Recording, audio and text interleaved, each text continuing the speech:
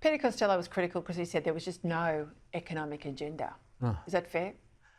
Yeah, I think so. Yeah, I mean, you've got to have a couple of big policies. You've got to understand economics. You can't just sort of blow the budget out and spend endlessly. It all comes back to haunt you.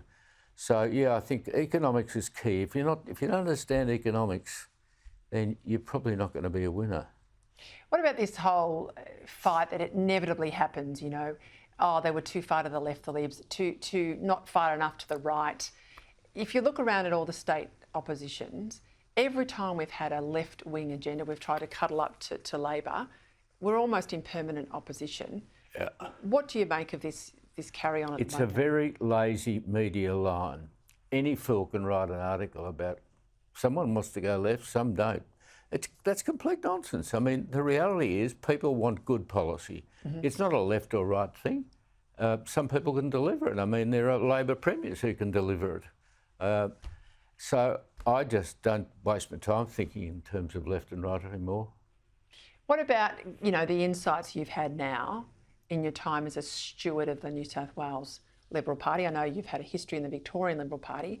What are you finding in the statistics in New South Wales? What has shocked you? Well, it's hard to believe, actually, because there are 608 people who have been refused membership of the party. There have been 4,500 people who have let their membership lapse in the last few years.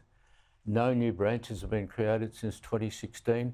It's just appalling, and it's because the factions collude.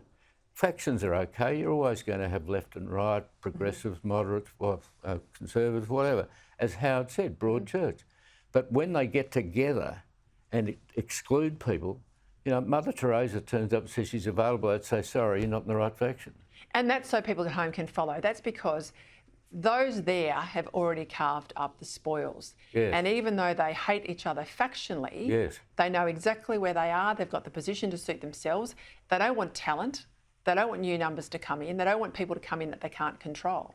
They take it in turns, actually. That's what happens, you know. You're not in my faction, but if you do the right thing, we'll put you on the list. Someone complained to us, you know, she was opposed to factions, but she said, it's outrageous because I was next on the list.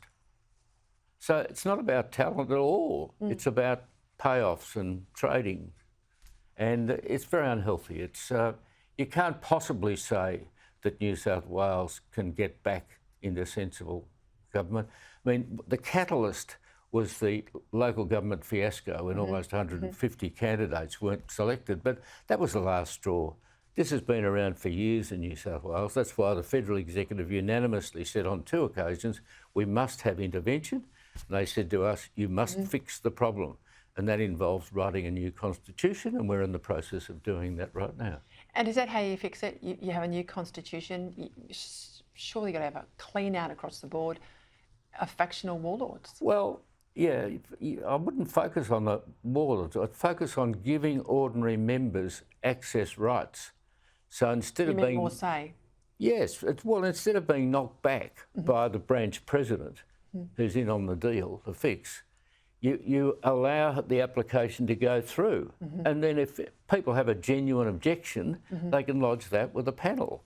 So that's a much more sensible way of opening the party up. Clearly people want to join the party, but they're not going to until reform's been put in place.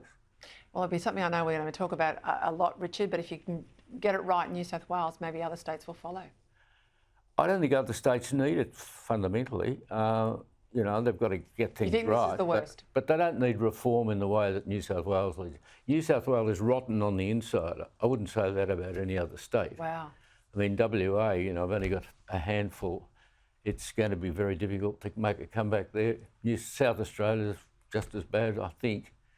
But, you know, you're up against some competent people. But New South Wales is far and away the biggest problem, and it's the biggest state. Yep. So yep. Wow. We'll do our best. Thank you, Richard. Oh, just a quick one, ABC. Yeah. Bias, reform and a review. I thought Kim Williams was going to do something serious about this, but I don't see any sign of it, really. I mean, I knew him quite well. I think he's capable of being sensible about these things, but it's just too hard.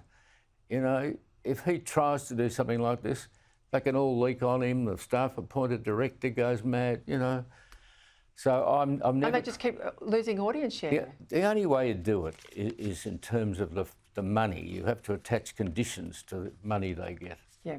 And they have to then be forced to fix themselves. The trouble is they're a monopoly, you see, and monopolies get fat and lazy. They don't need to reform, they don't need to cut, they don't need to win, they don't need to raise money. How good's that? Why would you want to change? Well, Sky News would love to get $1 billion every year to run the show. We don't have to worry about ratings, but we do.